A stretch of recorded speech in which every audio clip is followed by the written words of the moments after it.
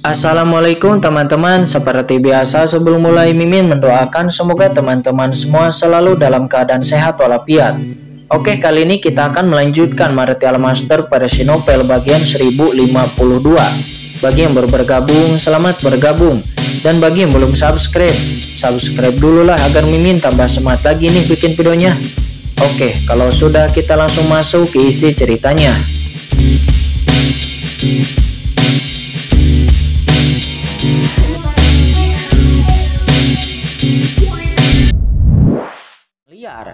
Setelah beristirahat sejenak, Qin-Chen kemudian terus mencoba lagi.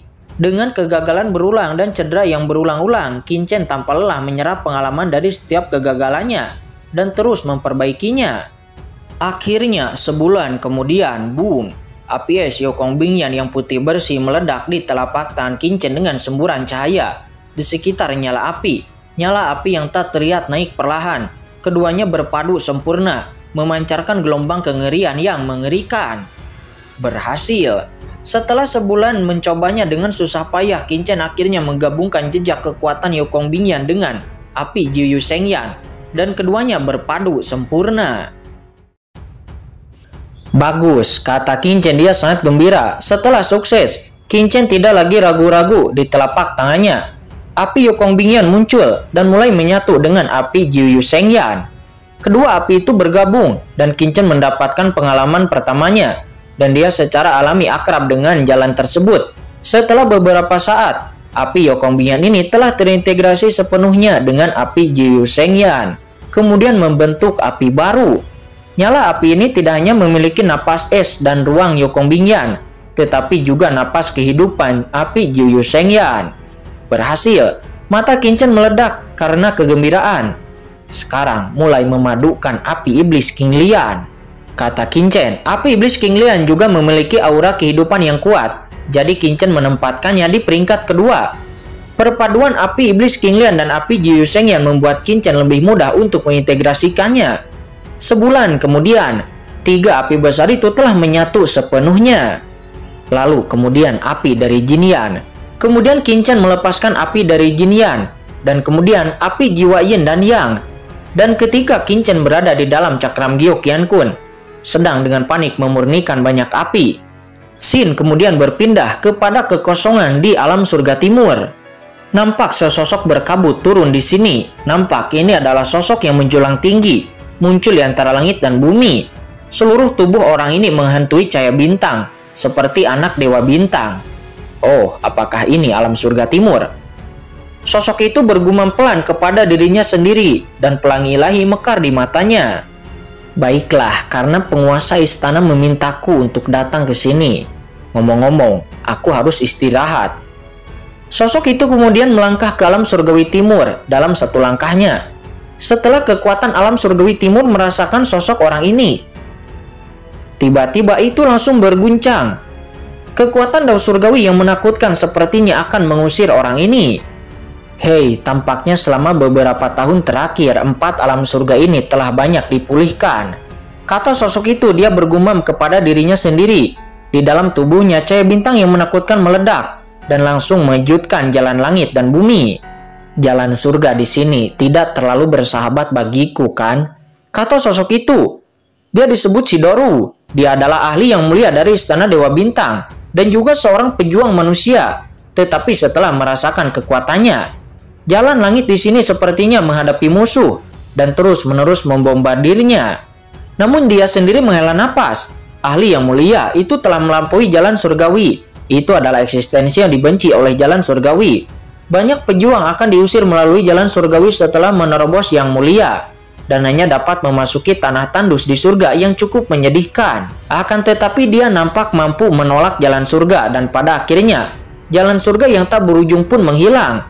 Dan jalan surga tahu bahwa dia tidak dapat menghentikan orang ini. Jadi, jalan surga hanya bisa membiarkan orang ini masuk. Sosok ini pun mengguncang tubuhnya dan langsung menuju ke alam surga timur.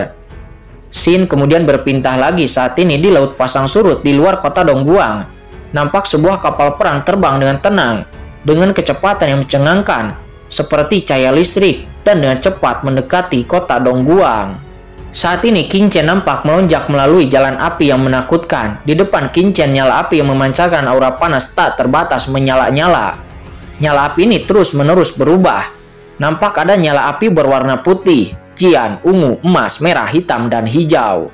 Ini adalah api Jiyu Shengyan yang menggabungkan banyak api ini. Namun pada saat ini itu bukan lagi api Jiyu Shengyan, melainkan perpaduan dari api es Yokong Bingyan, api iblis King Lian, api dari Jinian, api jiwa Yin dan Yang, dan api lainnya. Dan boom, api yang mengerikan menelan segalanya, dan pada akhirnya api yang tak berwarna pun terbentuk. Dan api yang tidak berwarna ini mengandung aura yang mengerikan, yang bahkan membuat jantung Qingchen berdebar-debar. Namun nampak nyala api ini masih menyala dengan ganas, tergantung di dalam cakram Gyo Qiankun, dan terus-menerus berjatuhan. Serangkaian sinar cahaya 5 warna memancar dari nyala api ini, dan seluruh cakram Gyo Qiankun nampak penuh warna. Qingchen kemudian mundur ratusan meter dengan wajah yang pucat.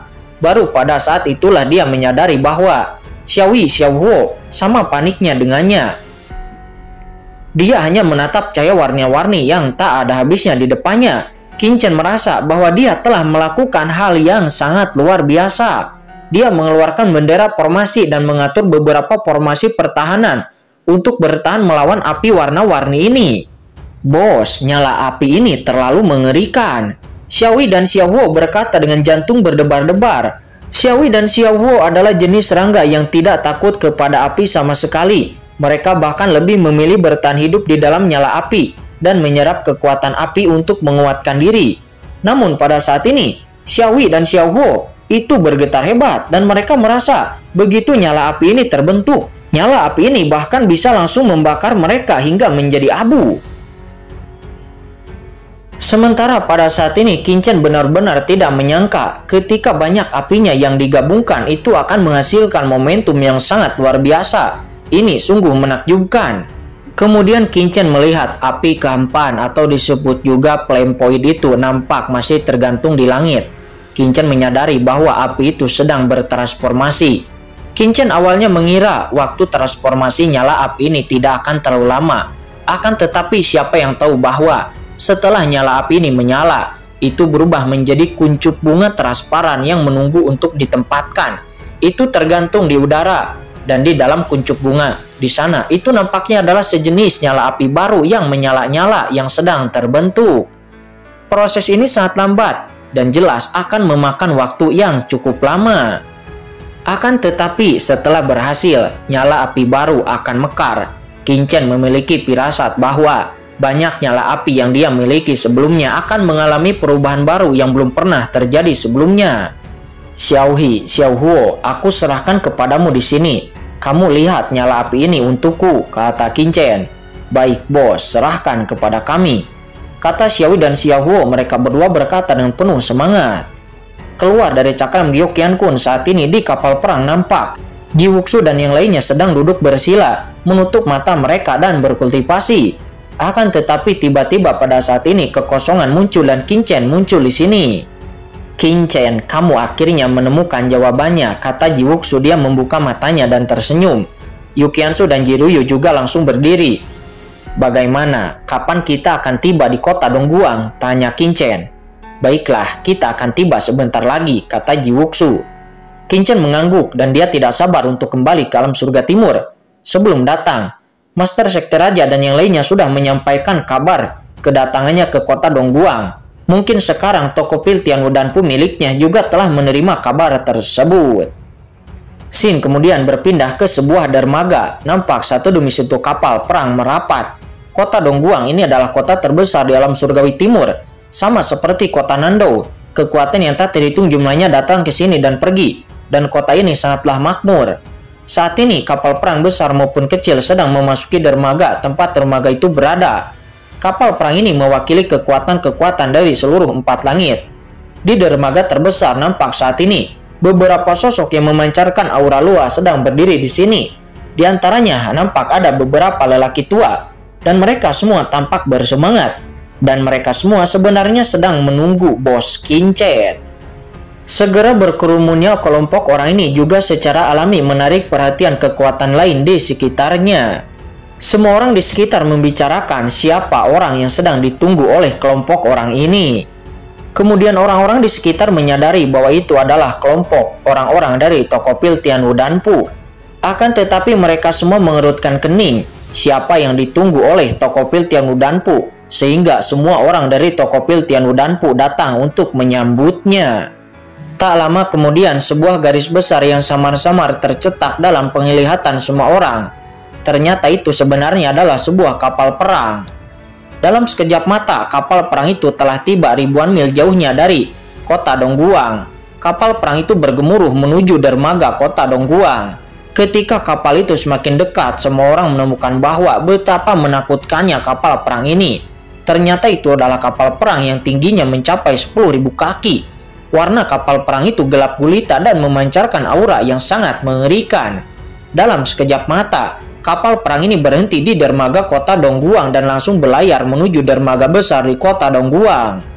Kapal perang tingkat macam apa ini? Semua orang yang ada di dermaga terpesona oleh kapal perang yang begitu menakutkan itu dan mereka semua tercengang. Fluktuasi energi yang membingungkan muncul dari kapal perang. Setelah memasuki dermaga, kapal perang itu dengan cepat menyusut hingga berukuran lebih dari 10 meter. Semua orang kembali terkejut lagi, terlebih lagi setelah kapal perang ini berlayar ke dermaga. Masyarakat Tokopil Tianwudanpu yang berada di dermaga itu nampaknya sangat bersemangat, dan mereka semua nampak dengan cepat menyapa mereka. Dan pada saat yang sama, dari kapal perang itu nampak sekelompok orang keluar. Masing-masing orang yang keluar dari kapal perang itu nampak mengenakan jubah, dan semua orang tidak dapat melihat wajah mereka. Dan orang-orang itu nampak dengan cepat bersatu dengan orang-orang dari Tokopil Tianwudanpu. Saat ini kapal perang itu nampak menyusut dengan cepat di bawah pandangan semua orang, dan pada akhirnya kapal itu pun menghilang. Ini jelas merupakan kapal perang kuno yang dapat mengubah bentuk menjadi biji sesawi. Mungkinkah kekuatan di belakang Tokopil Tianwudanpu akan segera muncul? Karapan dan orang-orang lain yang telah berbicara sebelumnya memiliki kegembiraan di mata mereka. Mereka masih membicarakan kekuatan apa yang ada di balik Tokopil Tianwudanpu sebelumnya. Namun siapa yang tahu mereka telah melihat pemandangan seperti itu. Mereka semua membuka mata lebar-lebar dan ingin melihat orang-orang yang datang. Tetapi ternyata orang-orang tersebut mengenakan jubah dan tidak dapat melihat wajah aslinya sama sekali. Sehingga mereka semua pun diam-diam mengungkapkan ekspresi penyesalan. Tidak lihat seseorang dari tim penegak hukum datang, apa yang akan mereka lakukan? Tiba-tiba semua orang nampak berdiskusi ketika melihat tim penegak hukum nampak lewat dan sepertinya akan mendatangi kelompok Qinchen yang baru saja datang. Itu tim penegak hukum yang berasal dari wakil Tuan Kota Luo, bukan? Apakah ini akan menjadi konflik? Semua orang itu berdiskusi dan mereka semua bersemangat karena mereka menyadari bahwa mungkin akan ada pertunjukan yang bagus. Di dermaga, sekelompok orang nampak memandang Qinchen dengan penuh semangat. Itu adalah staf tinggi Tokopil Tianwudanpu, seperti Xiao Hojun, Xing Tianya, dan Huo Tua. Namun Xiao Hojun dan yang lainnya tidak berdiri di depan orang banyak. Ternyata orang di depan itu ternyata adalah seorang pria yang hanya memiliki basis kultivasi puncak tahap akhir surgawi. Budak hitam, kenapa kamu ada di sini? Kata Qinchen. Dia menatap pria di depannya itu secara tak terduga. Ternyata yang di depan itu adalah budak hitam. Tuanku, kata budak hitam itu. Dia melangkah maju dengan penuh semangat. Sebagai bawahan yang telah lama bersama Qinchen, hubungan antara budak hitam dan Qinchen secara alami sangat dekat. Meskipun basis kultivasi budak hitam saat ini jauh di belakang Qinchen, tetapi dia selalu menjadi Papilun Cendi, orang terdekat Qinchen. Tuan, kami mematuhi instruksi Anda setelah menghubungi Papilun Cendi di rumah Guanghan. Kami secara khusus mengundang kota Dongguang untuk duduk di sini. Xing Tianya berkata dengan hormat. Ada senior budak hitam di Tokopil Tianwudanpu yang duduk di kota Dongguang. Kami semua merasa sangat nyaman, dan kontak antara Tokopil Tianwudanpu dan Papilun Cendi juga lebih nyaman. Oh, bagus, kata Qinchen dia sambil tersenyum. Jelas sekali bahwa setelah Xing Tianya dan yang lainnya menghubungi Papilun Cendi, mereka secara alami akan mendirikan cabang di kota Dongguang, dan budak hitam akan datang. Dan dari segi kualifikasi pasti tidak ada masalah. Tuan, selain saya, beberapa orang dari rumah Guanghan juga datang ke kota Dongguang ini. Kata budak hitam itu. Dia berkata dengan hormat seraya tersenyum. Budak hitam itu segera menyingkir dan segera dua wanita cantik keluar. Keduanya nampak dengan ekspresi sedikit gelisah. Wei Shiking, Morong Bingyun. Ya, keduanya bukanlah orang lain, tetapi mereka berdua adalah Wei Shiking dan Morong Bingyun. Ketika Qin Chen meninggalkan rumah Guanghan, Wei Shiking dan Morong Bingyun telah menerobos ranah guru suci. Dan sekarang setelah bertahun-tahun berlalu, basis kultivasi mereka berdua telah mencapai kondisi tahap tengah guru suci. Dan dapat dilihat bahwa peningkatan pada tahun-tahun ini juga sangat besar. Akan tetapi jika dibandingkan dengan Qin Chen dan Yu Qianzu, itu jauh lebih rendah. Qin Chen, kata Wei Shiking. Dia menggigit bibirnya seraya menatap Qin Chen dengan ekspresi yang rumit. Ada sedikit kegembiraan di matanya dan juga ada sedikit lembab di matanya. Tetapi dia tidak bisa mengucapkan sepatah kata pun. Sementara di sampingnya nampak Morong Bingyun juga menatap Qin Chen.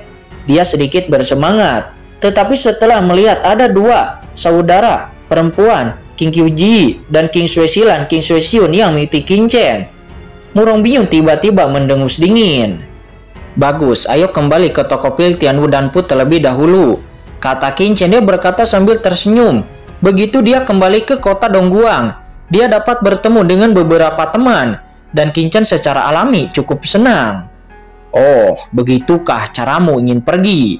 Namun pada saat ini, suara keras tiba-tiba terdengar, disusul dengan suara terobosan-terobosan udara. Dan lalu, sekelompok anggota tim penegak hukum dengan cepat jatuh dan lalu mengepung Qin Chen juga yang lainnya. Melihat sekelompok orang dari tim penegak hukum ini, wajah Xiao Hujun dan yang lainnya tiba-tiba menjadi sangat jelek dan mereka berkata dengan dingin, "Luo Peng, apa yang kamu lakukan?" "Oh, bukankah ini orang-orang dari toko pil Tianwu Danpu Anda? Saya adalah penegak hukum, apa masalahnya?" Kapten penegak hukum terkemuka itu mencibir, lalu kemudian langsung menemui Qin Chen dan berkata dengan dingin, "Kapal perang tadi seharusnya menjadi milikmu. Perkenalkan, namaku Luo. Aku pemimpin tim penegak hukum di dermaga kota Dongguang. Kapal perang Anda tidak melapor sebelum memasuki kota Dongguang saya. Sekarang, tolong serahkan kapal perang itu dan biarkan saya memeriksanya. Dan pada saat yang sama, saya juga meminta Anda untuk melepas jubah Anda, menghapus penyamaran Anda, dan mendaftarkan identitas Anda." Mendengar itu, Qin Chen tiba-tiba mengerutkan kening. Ada apa? Kapal perang ini berasal dari toko pil Tianwu Danpu-nya dan kota Dongguang, tidak perlu memeriksanya. Kapal perang karapan normal secara alami harus diperiksa. Tetapi Qin Chen dia sudah tahu bahwa toko pil Tianwu Danpu-nya telah berkembang sangat baik di kota Dongguang selama bertahun-tahun. Dan wakil penguasa kota, Sleeping Dream Immortal atau si mimpi tidur, yang memiliki hubungan baik dengannya, Qin Chen seharusnya dapat dibebaskan dari penyelidikan. Sama seperti keluarga King Se waktu itu di kota Nandou, selain keluarga juga yang ingin memenjarakannya, apalagi tim penegak hukum bahkan penguasa kota tiran kota Nandou umum pun tidak akan dapat memblokir kapal perang keluarga King Sui. Apa sebenarnya yang sedang terjadi? Kata Qin Chen seraya melirik Huo Tua dan yang lainnya. Sementara budak hitam juga ekspresinya nampak jelek. Dia lalu berbisik kepada Qin Chen, "Tuan, orang ini bernama Luo Peng. Dia merupakan kapten tim penegak hukum, tetapi pamannya itu adalah wakil penguasa kota Dongguang, penguasa suci tertinggi. Dan juga dia memiliki toko besar, dan kemunculan toko pil Tianwu Danpu kita telah mempengaruhi toko mereka, dan di sanalah selalu terjadi persaingan antara kita dan dia." "Oh, wakil tuan kota," kata Qin Chen. Dia menyipitkan matanya. Tidak heran orang ini berani menjadi begitu sombong. "Lalu bagaimana dengan senior mimpi tidur? Sebelum saya pergi, saya memintanya untuk melindungi toko pil Tianwu Danpu saya." Mendengar itu budak hitam lalu berkata, "Senior mimpi tidur secara alami banyak membantu kami. Jika tidak, toko pil Tianwu Danpu kami tidak akan berkembang begitu cepat. Tetapi wakil penguasa kota Luo ini bukanlah orang biasa. Dia sekarang adalah wakil penguasa kota kedua dari tuan kota Dongguang. Sedangkan senior mimpi tidur, dia hanya dapat menduduki peringkat ketiga. Jadi ada beberapa hal yang senior mimpi tidur tidak dapat mengaturnya terlalu banyak." Saat ini Huo Tua nampak sudah bernegosiasi dengan pemimpin Luo Peng, dan dia bahkan merendahkan suaranya. Akan tetapi Luo Peng nampak tidak menerimanya. Dia pun mencibir kepada Huo Tua dan yang lainnya. Cari masalah. Sebagai pemimpin tim penegak hukum, saya Luo Peng tentu saja menganggap keselamatan kota Dongguang sebagai tanggung jawab saya. Setelah mengatakan ini, Luo Peng pun menatap Qin Chen dan lalu berkata, semuanya tolong hapus penyamaran Yuan Suci kalian dan daftarkan identitas kalian. Dan jika kalian tidak mengikuti prosesnya dan jujur, jangan salahkan kami karena membawa kalian kembali ke penjara dan menyiksa kalian. Setelah mengatakan itu, Luo Peng melambaikan tangannya. Seketika itu juga sekelompok anggota tim penegak hukum langsung mengelilingi Qin Chen dan yang lainnya. Akan tetapi ekspresi mereka sedikit gugup dan jelas tidak berani menggerakkan tangannya sembarangan. Kalian, kata Huo Tua, wajah dia dan yang lainnya tiba-tiba menjadi sangat pucat. Apa yang mereka katakan? Ekspresi Qin Chen langsung menjadi dingin saat mendengar ini. Dia lalu menatap Luo Peng dan lalu berkata, menyingkirlah. Setelah mengatakan itu, Qin Chen lalu berkata kepada Huo Tua dan yang lainnya, ayo pergi. Qin Chen tidak repot-repot memperhatikan guru suci tahap tengah yang kecil di depannya. Dia datang ke kota Dongguang hanya untuk lewat. Dan yang terpenting adalah kembali ke alam surga timur secepatnya. Tidak ada waktu untuk membuang waktu bersama pria ini.